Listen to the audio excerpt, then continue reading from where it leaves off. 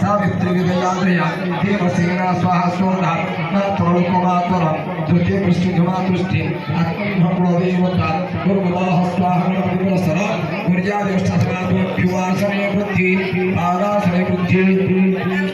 पद्यम वृद्धि शिरसी अर्घ्यम वृद्धि गंधम वृद्धि धूपम वृद्धि दीपम वृद्धि यथा विभाग विद्या समर्पयामि कल्पयामि वृद्धि हस्ते ध्यान पुष्पम गृहीत्वा परिपूर्ण चंद्र बिंबानुकारी कनको तम कांति कांतम अत्यद्भुतम प्रभुतवा तरुषा तथापि तच्चं विलोक्य सहसा महिषासुरेण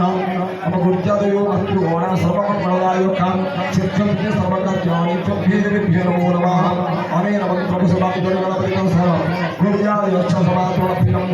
पूजाय सन्तुष्टावदाभवम् ऐं ह्रीं श्रीं कमले कमलालये प्रसीद प्रसीद श्रीयादि सप्तभूतमातृभ्यो नमः श्रीयादि सप्तभूतमातृभ्यो नमः पुष्पाणि वसत धूपस्वाहा दीपस्वाहा समर्पयामि कल्पयामि नमस्कारं करोमि हस्ते वशपानं गृहीत्वा हरिः ओम्।